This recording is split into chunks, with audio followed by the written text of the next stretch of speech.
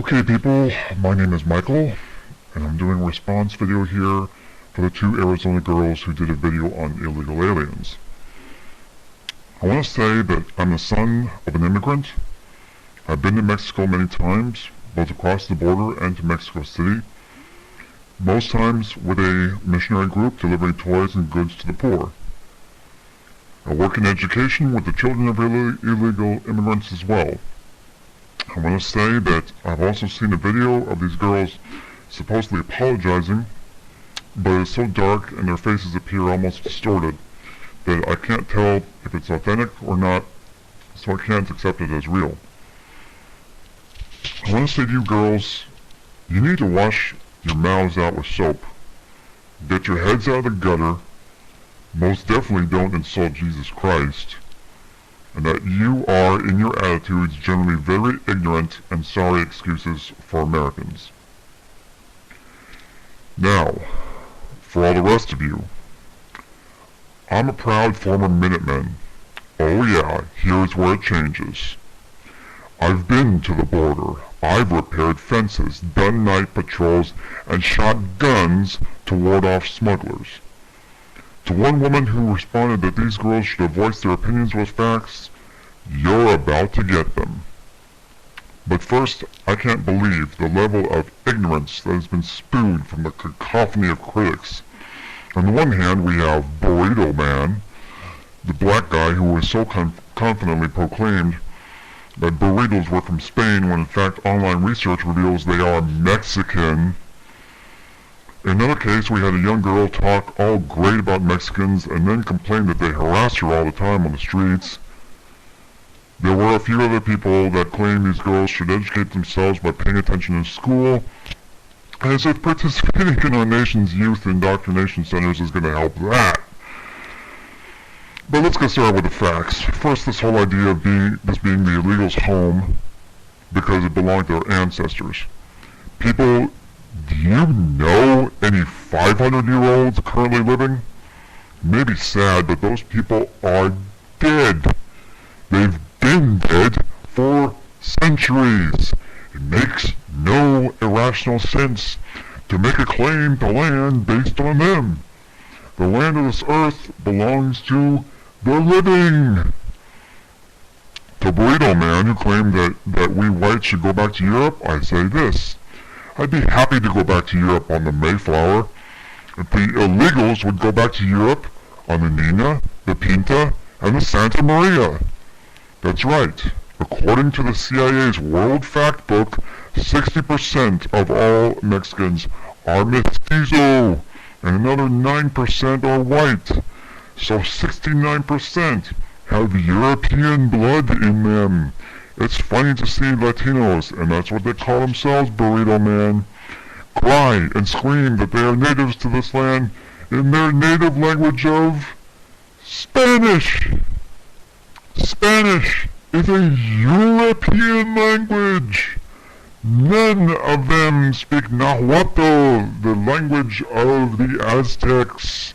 They couldn't speak a lick of it if their lives depended on it. They are European in their language, their religion, their architecture and city designs, and their form of government.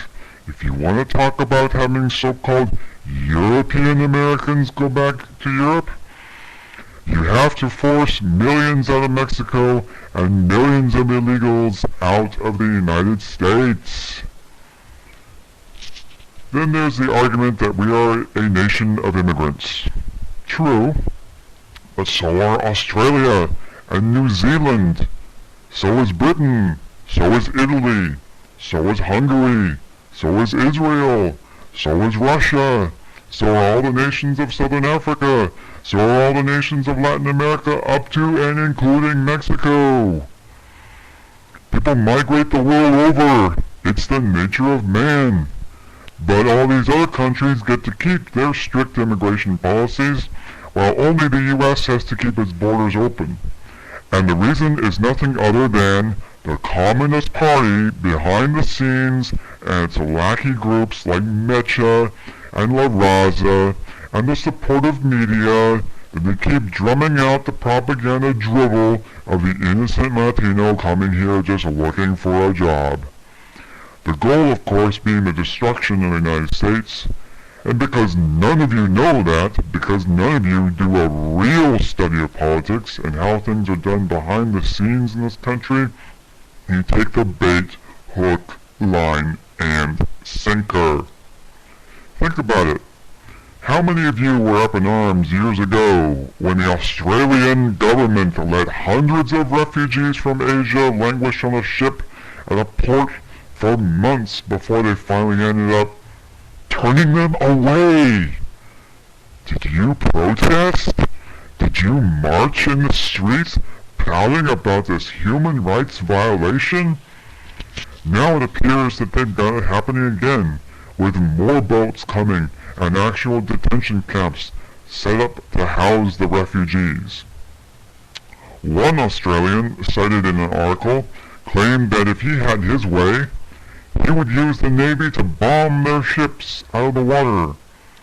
Where are you protesting this racism? But no, these people don't exist. It's only Latino refugees that exist.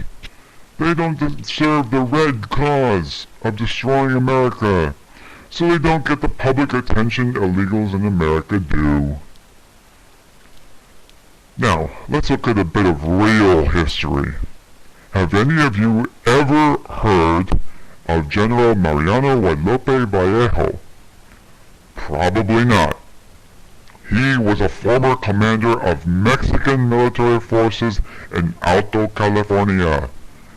He was part of a group of military officers who supported the American takeover because they were sick of the corruption in Mexico City and saw the American way of life as better for their people. He did have disdain for the ruffians who executed the Bear Flag Revolt, but here is what he had to say about them and the U.S. takeover. This is a quote. If the men who hoisted the Bear Flag had raised the flag that Washington sanctified by his abnegation and patriotism, there would have been no war on the Sonoma frontier, for all our minds were prepared to give a brotherly embrace to the sons of the Great Republic, that's Great Republic capitalized, whose enterprising spirit had filled us with admiration, end quote. General Vallejo was unfortunately betrayed by mistrusting Americans who threw him into prison for several months for reasons my own research has failed to turn up. That mistreatment was a black stain and disgrace upon our country.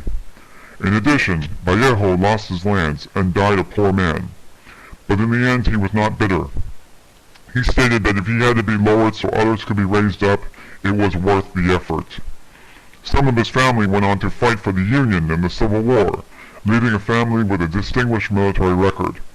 The city of Vallejo, California is named after him. And as you can see, he was a very eloquent writer, and would if alive today be disgusted by the chorus of Mexicans repeating these girls' mistakes of an endless stream of mindless dribble with the B word, the S word, the F word, and all that. The United States went on to win the war with Mexico, reducing the country to the size of Guatemala on the Yucatan Peninsula. It was territory we could have claimed, but we let it go and paid the Mexican government $15 million in 1848 US dollars. We paid an additional $10 million for the Gadsden purchase a few years later. Before the war, we offered as much as $45 million for California and Nuevo Mexico, a province roughly in the area of New Mexico today. The total paid out sum would be $700 million today. Not much, but remember this was undeveloped land where only 80,000 Mexicans lived at the time. People, land isn't stolen when it is paid for in blood and money, and people in high positions like Vallejo support the takeover. Imagine if in the 19th century you had a family sell a home to a neighbor they were having a feud with, but with at least one parent honestly supporting the sale. Then today, 160 years later, the descendants of the neighbor's family still had the home, but the descendants of those who moved out now come in and claim it was stolen. How ridiculous and stupid would that be? And what about anchor babies? Think they should have the right to citizenship? I used to be on the fence with this one, no pun intended, until I heard the quotes of the original framers of the 14th Amendment, which the whole right of anchor babies to citizenship is based on. I can't believe that we actually make that law apply to illegal aliens when the framers of it specifically said it would not be. But let's look at the 14th Amendment and what it says. Quote, all persons born or naturalized in the United States and subject to the jurisdiction thereof are citizens of the United States and of the state wherein they reside. The key question is what does it mean to be subject to the jurisdiction thereof? It means that your parents were also citizens at the time of your birth. Note how this is applied to law today. If the wife of the Mexican ambassador gives birth in the United States, that child is not a U.S. citizen. Why? Because as the child of a diplomat, he or she is subject to the jurisdiction of the Mexican government. One big 50 megaton blasted hole in the argument of the right to citizenship for anchor babies is that if any kids born here from a Mexican ambassador can't be citizens, why should a child of the average Jose Publicio be? Now, let's look at what the 14th Amendment's framers actually said. Senator Jacob Howard of Michigan, the author of the amendment, stated, quote, this will not, of course, include persons born in the United States who are foreigners, aliens, who belong to the families of ambassadors or foreign ministers, end quote. People, when you judge a law, it is best to go back to the original authors and their interpretation in order to understand its meaning. That's just common sense. And here, obviously, anchor babies don't qualify. Now, let's get to the unjust immigration laws and enforcement. Mexico's unjust immigration laws and enforcement. Oh, you people never want to talk about that. You never want to talk about how Mexican police officers are known to shoot and kill Central American migrant workers who land work in Mexico just because their skin is too dark. That has happened in the areas near the Guatemalan border. Want to talk racism? Let's talk about things like that for a change. Let's talk about Mexico's racist laws prohibiting anyone but Mexicans from running for political office. Let's talk about how their racist immigration laws are designed to protect Mexican culture from any level of diversity. Let's talk about how illegal aliens in Mexico can be thrown into prison for 2 years just for being illegal. It used to be 10 years, but Mexico's parliament reformed the law because they realized how hypocritical they looked in criticizing U.S. immigration laws. Go to a funeral for one of the poor Central American migrants murdered by Mexican police, and you'll see racism in action. Yeah, let's talk about your Mexican police pigs for a change.